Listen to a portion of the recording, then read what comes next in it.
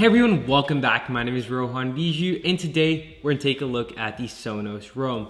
So this is a portable compact speaker by Sonos, and actually they've made a ton of audio products before that I'm familiar with. So they've made like the sound bar. They have very good sound bars actually. They mostly succeed in the parts of vocals and kind of the realistic noises and like mids and lows. So I hope we can feel that same experience in this. And in this video, we're mainly gonna do an unboxing. I'm gonna show you the setup process for this speaker because there are some small places where you can go wrong and you might have to restart the process, and some parts that are just a bit confusing. So I might help you guys out on the way.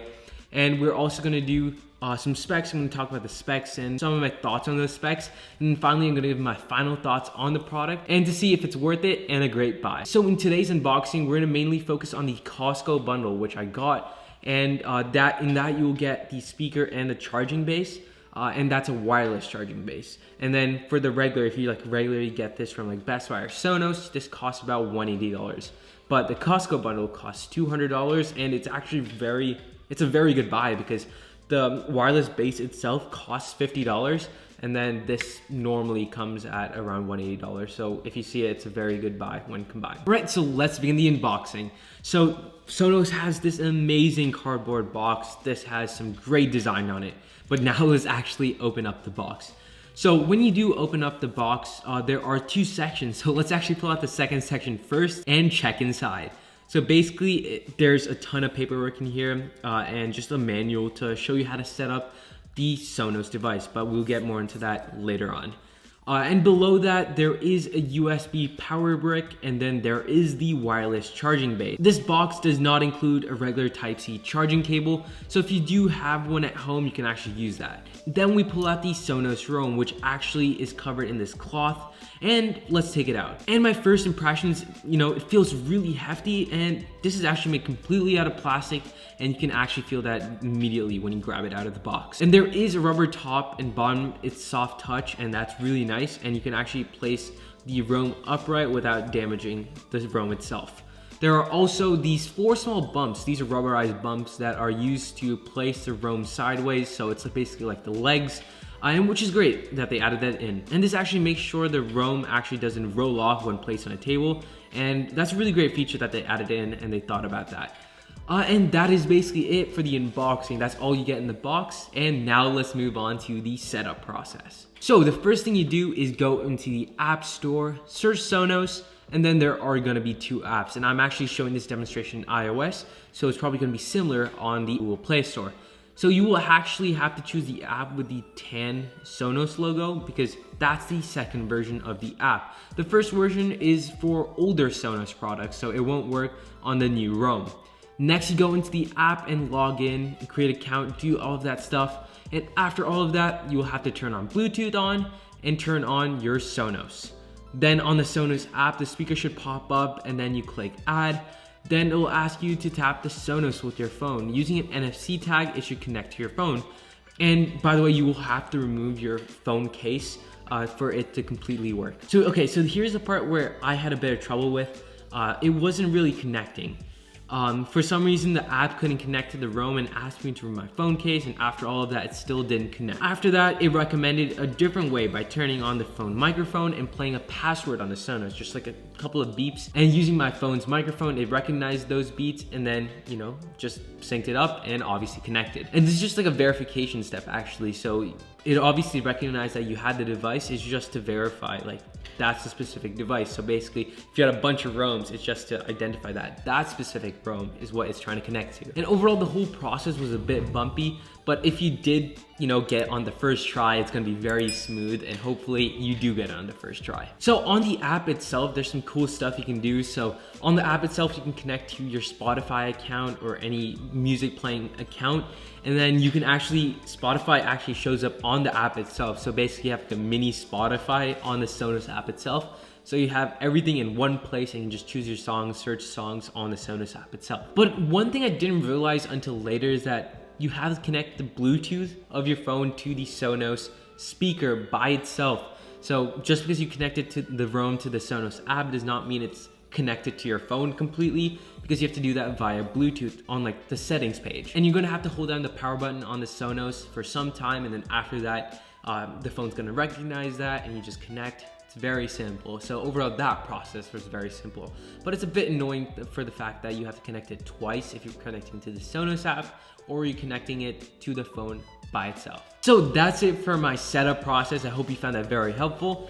And now let's move on to the specs. So the Sonos Roam comes in both black and white. The Roam weighs just under a pound and the front has a hard touch speaker grill. And if you look very closely behind the speaker grill, you'll notice an hexagonal pattern behind it.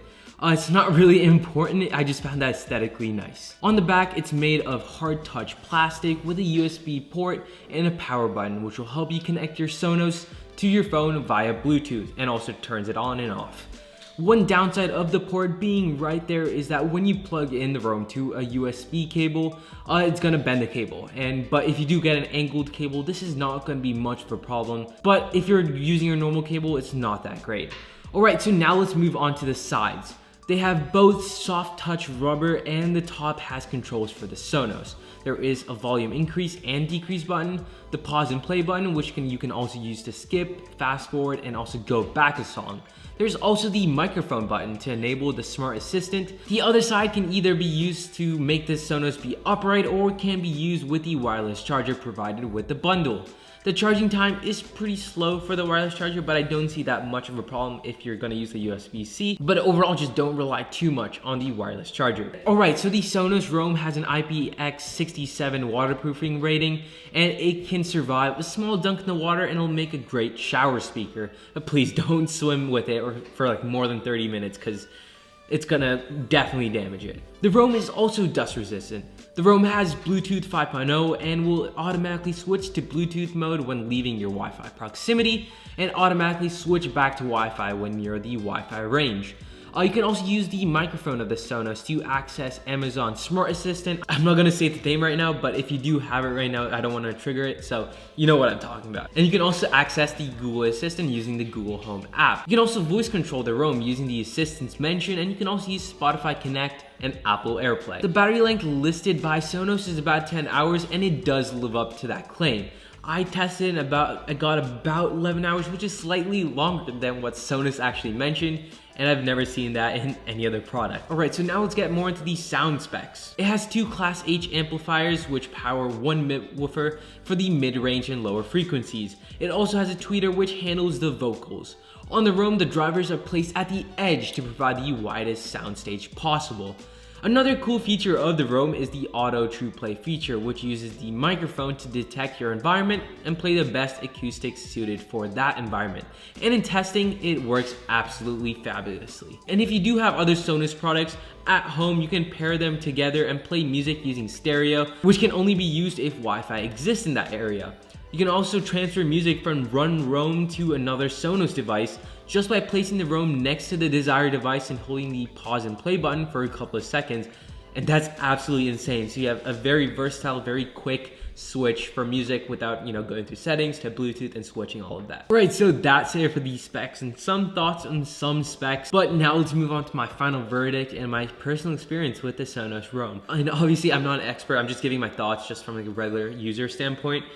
Just like I'm not like an audiophile or anyone who like really criticizes like the tech used in a speaker. I just use it to listen to music, watch movies, just my experience based on that. So I think first off, I think most people would use this for obviously listening to music. So my experience with that is decent. I mean, the vocals are absolutely amazing. That's the best part about the speaker. The vocals are amazing.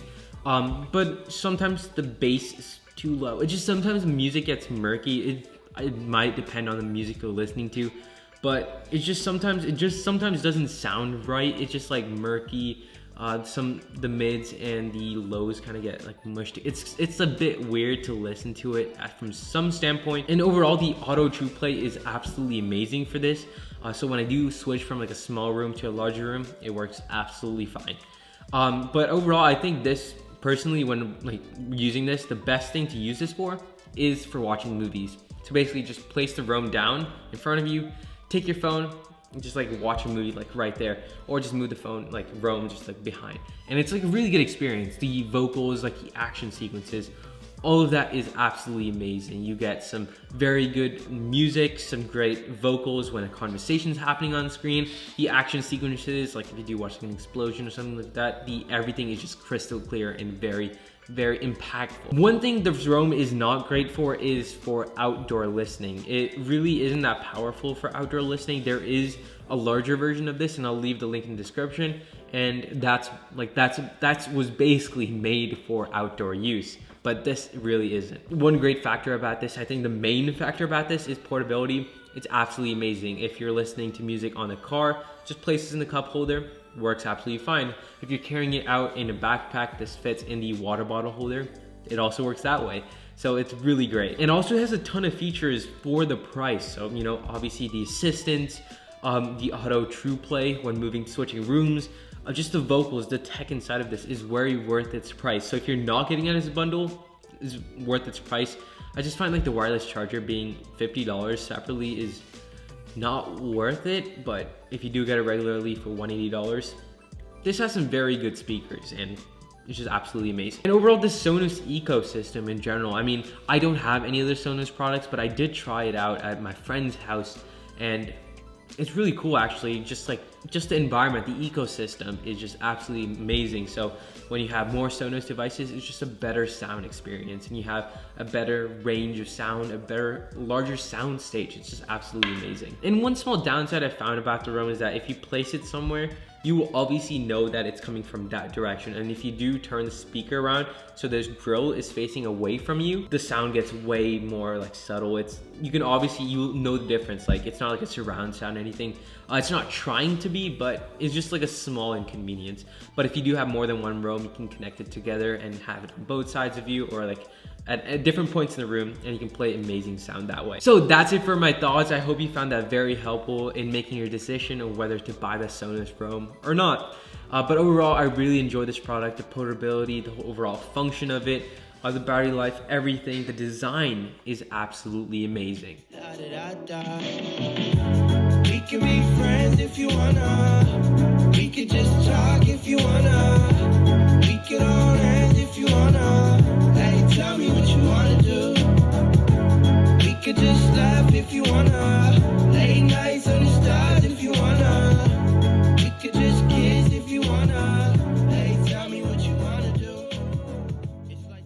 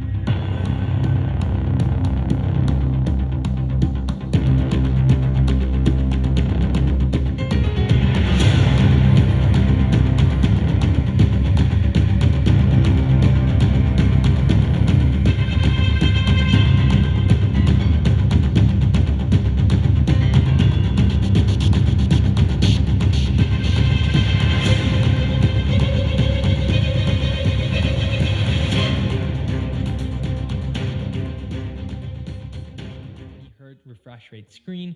It has the same cameras as the 6, but it has an additional 4x telephoto camera. And all these cameras, as you can see, are placed on this camera bump. It's sort of horizontal. It's pretty unique. I think this will definitely distinguish it from many different phones. Like, so when you see the back, you're obviously gonna know, oh, that's the Pixel. And I have no doubt the cameras will be great when the demos come out.